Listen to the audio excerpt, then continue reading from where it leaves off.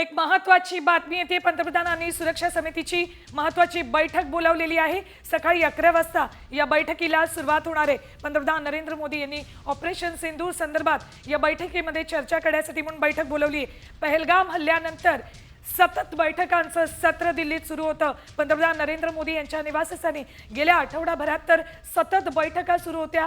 सैन्य दलाचे तीनही प्रमुख या बैठकांना उपस्थित असायचे।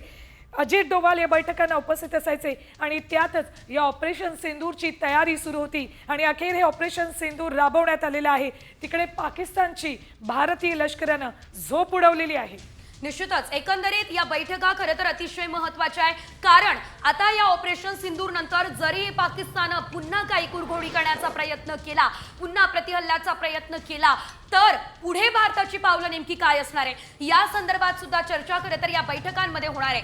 पंतप्रधानांनी सुरक्षा समितीची बैठक बोलावलेली आहे। राजनाथ सिंह यांनी सुद्धा ट्विट करत 10 वाजता पत्रकार परिषद होणार असल्याचंही सांगितलंय। त्यामुळे ऑपरेशन सिंदूर संदर्भात आता सध्या संरक्षण मंत्री आणि पंतप्रधान संपूर्ण माहिती घेत असल्याचं आपल्याला बघायला मिळतंय। मध्यरात्री हे मिसाईल हल्ले झाले आणि त्यानंतर आज दिवसभर एकीकडे संपूर्ण देशभरात भारतभरात आनंद आपल्याला बघायला मिळतोय, तर दुसरीकडे केंद्र सरकारकडून बैठकांचा सिलसिला सुरू आहे। ज्या वेळेला मध्यरात्री तुम्ही आम्ही गाढ झोपेत होतो त्यावेळेला भारतीय लष्करानं ही जबरदस्त कारवाई केली आहे। दहशतवादाला ठेचलेला आहे। भारतानं अखेर बदला घेतलेला आहे। मध्यरात्री 1:30च्या सुमाराला भारतानं पाकिस्तानमधल्या अर्थात POK मधल्या 9 दहशतवादी तळांवर हल्ला केलेला आहे आणि यामध्ये क्षेपणास्त्र हल्ल्यामध्ये मुजफ्फराबाद आणि बहावलपूरमध्ये सगळ्यात जास्त नुकसान झाल्याचं प्राथमिक माहिती मिळते। आणखी एक महत्त्वाची बातमी आपल्यापर्यंत येते। ब्रेकिंग न्यूज, भारतीय सैन्याची सकाळी 10 वाजता पत्रकार परिषद आहे। ऑपरेशन सिंदूर बाबत आणि ऑपरेशन सिंदूरच्या यशाबाबत 10 वाजता पत्रकार परिषदेमध्ये माहिती दिली जाणार आहे।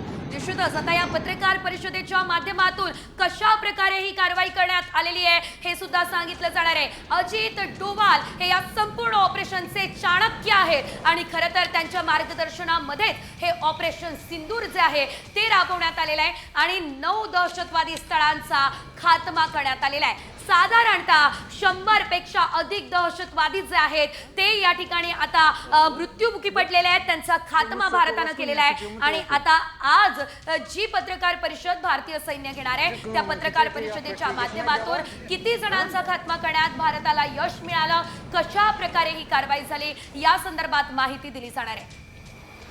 आणखी एक महत्त्वाची ब्रेकिंग न्यूज आपल्यापर्यंत येते बघा। पाकिस्तानला घरात घुसून अखेर भारतानं ठेचलेलं आहे। सेना, वायुसेना, नौसेनेचं हे संयुक्त अभियान होतं।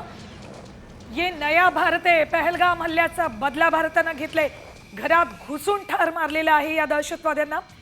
जैश-ए-मोहम्मद आणि मसूद अझर याचे हे दहशतवादी तळ उद्ध्वस्त करण्यात आलेले आहेत। तीनही दलाच्या प्रमुखांनी बैठकीमध्ये अत्यंत महत्त्वाची पावलं उचलत हा मोठा धक्का पाकिस्तानला भारताकडून देण्यात आलेला आहे।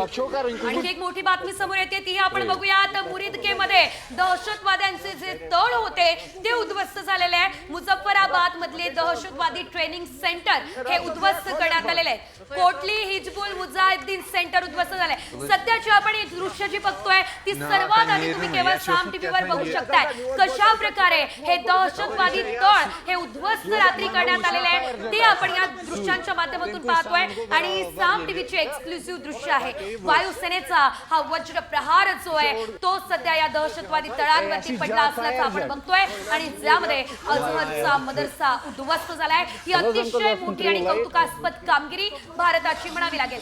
पुन्हा एकदा तुम्ही आपल्या टेलिव्हिजन स्क्रीनवरती दृश्य बघू शकताय ज्यामध्ये आज सकाळी त्या ठिकाणची नेमकी काय परिस्थिती आहे, सद्यस्थिती नेमकी काय आहे हे आम्ही तुमच्यापर्यंत पोहोचवण्याचा प्रयत्न करतोय। ही आत्ताची सकाळची दृश्य आहे ज्या ठिकाणी हे हल्ले करण्यात आले, मिसाईल अटॅक करण्यात आले, तिथलं काय नेमकं आत्ताचं दृश्य आहे ते तुम्ही साम टीव्हीवर बघताय। ही रात्रीची दृश्य ज्यावेळी हवाई हल्ले करण्यात आले त्यावेळेला पाकिस्तान मधल्या एका भागामध्ये ट्रॅफिक जाम झालं होतं आणि तिथूनच जात असताना पाकिस्तानी नागरिकांना ही दृश्य दिसली आणि खरं तर POK मध्ये आणि